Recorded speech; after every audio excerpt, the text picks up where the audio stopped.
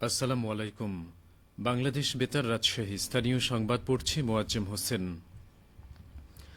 চলতি বছরের এসএসসি ও সমমান পরীক্ষার ফলাফল আগামীকাল প্রকাশিত হবে। দুপুর ২টায় মাদ্রাসা বোর্ড সহ দেশের ১১টি শিক্ষা বোর্ডে একযোগে এই ফলাফল প্রকাশ করা হবে। আন্তঃশিক্ষা বোর্ড সমন্বয় কমিটির সভাপতি ও ঢাকা শিক্ষা বোর্ডের চেয়ারম্যান অধ্যাপক ড খন্দকার এহসানুল কবির স্বাক্ষরিত এক বিজ্ঞপ্তিতে এ তথ্য জানানো হয়।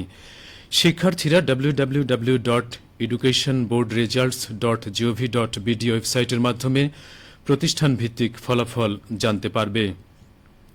সেজন্য প্রতিষ্ঠান প্রধানদের বোর্ডের ওয়েবসাইটে গিয়ে ইআইআই এর নম্বর ব্যবহার করে রেজাল্ট কর্নার থেকে ফলাফল ডাউনলোড করতে হবে।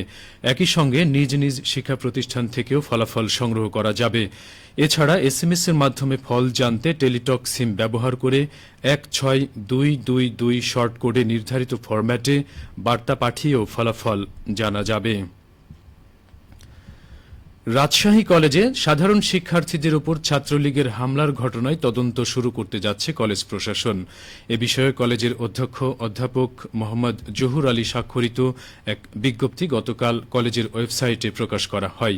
বিজ্ঞপ্তিতে বলা হয়েছে ২০২৪ সালের ১৬ জুলাই কলেজ ক্যাম্পাসে সংঘটিত সহিংসতার ঘটনার প্রত্যক্ষদর্শী শিক্ষক, শিক্ষার্থী ও কর্মচারীদের সাক্ষ্য গ্রহণ করা হবে আগামীকাল শিক্ষক মিলনায়তনে।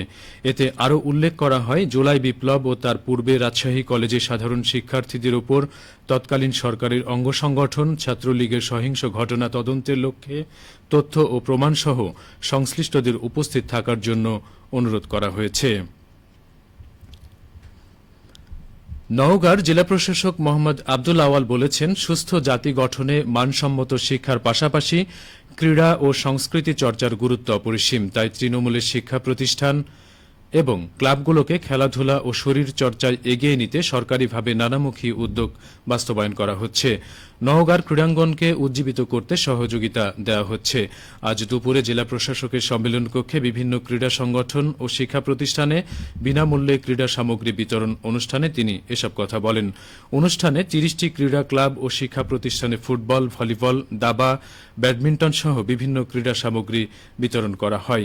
এ সময় জেলা ক্রীড়া অফিসার আরিফুজ্জামান, জেলা ক্রীড়া সংস্থার সদস্য মেহেদী হাসান সহ প্রশাসনের অন্যান্য কর্মকর্তা ও ক্রীড়া সংগঠকরা উপস্থিত ছিলেন। এদিকে নওগাঁয় ভূমি সেবা কেন্দ্রের উদ্যোক্তাদের অবহিতকরণ কর্মশালা অনুষ্ঠিত হয়েছে। সকালে জেলা প্রশাসকের সম্মেলন কক্ষে কর্মশালায় প্রধান অতিথি ছিলেন জেলা প্রশাসক মোহাম্মদ আব্দুল আওয়াল। কর্মশালায় অর্ধশত উদ্যোক্তা অংশ নেন। তাদেরকে ভূমি সেবা বিধিমালা ২০২৫-এর আলোকে নির্দেশনা দেওয়া হয়। এছাড়া জেলা প্রশাসন ও ভূমি অফিসের সাথে উদ্যোক্তাদের মেলবন্ধন এবং সেবা প্রদানের বিনিময়ে নির্ধারিত ফি গ্রহণের বিষয়ে গুরুত্ব আরোপ করেন বক্তাগণ। কর্মশালায় অতিরিক্ত জেলা প্রশাসক মোহাম্মদ সোহেল রানা, নওগাঁ সদর উপজেলা ভূমি অফিসের সহকারী কমিশনার খান সালমান হাবিব ও অন্যান্যরা বক্তব্য প্রদান করেন। পাবনার সাঁথিয়া উপজেলায় পেঁয়াজ সংরক্ষণের জন্য আধুনিক এয়ারফ্লো মেশিন বিতরণ কার্যক্রম অনুষ্ঠিত হয়েছে। আজ সকালে উপজেলা কৃষি অফিসের আয়োজনে উপজেলা চত্বরে এই মেশিন বিতরণ উদ্বোধন করা হয়।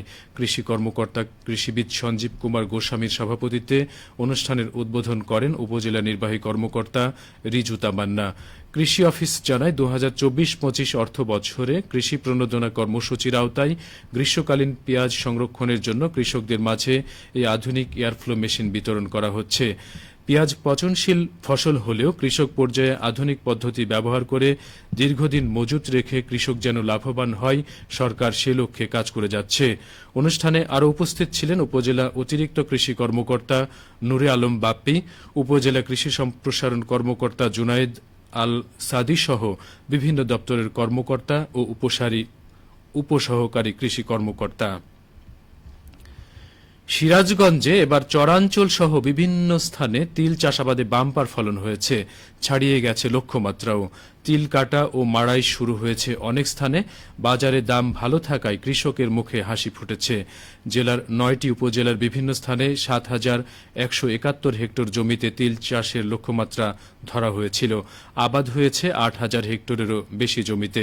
ভালো ফলনের আশায় কৃষকরা হাইব্রিড বাড়ি ১, বাড়ি ২, বাড়ি ৩ ও দেশি জাতের তিল আবাদ করেছে।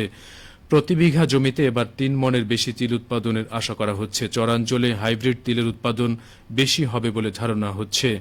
জেলা কৃষি সম্প্রসারণ অধিদপ্তরের উপপরিচালক আ.জ.ম আহসান শহীদ সরকার বলেন, খরচ কম ও লাভজনক হওয়ায় তিল চাষাবাদে কৃষকরা আগ্রহী হয়ে উঠছেন। কৃষি বিভাগের পক্ষ থেকেও প্রণোদনার পাশাপাশি বিভিন্নভাবে সহায়তা করা হচ্ছে। সবশেষে আবহাওয়া। আজ রাজশাহীতে সর্বোচ্চ তাপমাত্রা ছিল ২৭.৬ ডিগ্রি এবং সর্বনিম্ন ২৫.৭ ডিগ্রি সেলসিয়াস। বিকেল ৩টায় বাতাসে আপেক্ষিক আর্দ্রতার পরিমাণ ছিল ৯৪%। রাজশাহী ও পার্শ্ববর্তী এলাকায় আজ সূর্যাস্ত সন্ধে ৬টা ৫৭ মিনিটে। সংবাদ শেষ হল। আমাদের পরবর্তী স্থানীয় ইংরেজি সংবাদ সন্ধে ৬টা ৫ মিনিটে।